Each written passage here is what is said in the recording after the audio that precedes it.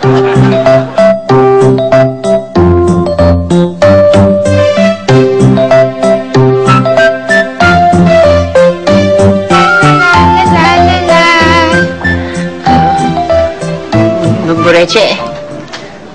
pagod na ako. Pwede ba tumigil?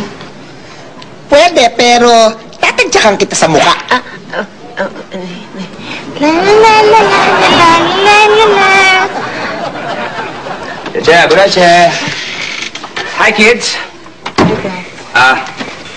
Naalala niyo ba yung pinag-usapan natin na banding time natin na ikukwento niyo sa akin lahat yung magagandang nagawa niyo sa school? Opo, Itay. Yes, Dad. Okay, aakyat muna ako at magpapalit ako ng damit. Pagkababa ko, ikukwento niyo na sa akin, okay? Okay, muna kayo. Sige po, Itay. Okay, Dad. Nako! Wala kang maikikwento. Wala naman nangyari maganda sa akin eh. Ikaw, ano ba nangyari sa'yo? Well, kanina sa school may batang umiiyak. Kasi natatakot siya kasi may asong gala na nakapasok. So, ang ginawa ko para i-save yung girl, binato ko ngayon yung aso. Ayan, ang ganda niyan. Gusto ko yan. Ganito ang mangyayari.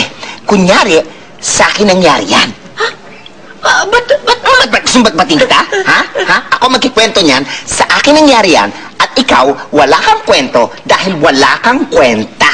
Ha? No. Gustong paduguin ganun mo. Ha? Ready? So, sino sa inyong dalawa ang mauna magkwento?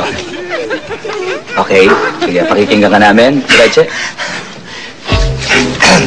Itay, kasi po, kanina sa eskwelahan, merong batang umiiyak.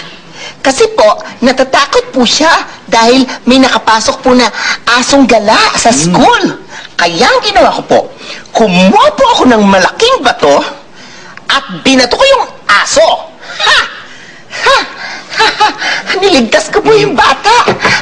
Bait naman naman ako. Dali lang. Sino yan? Hello! Sino po sila? Dali po kayo.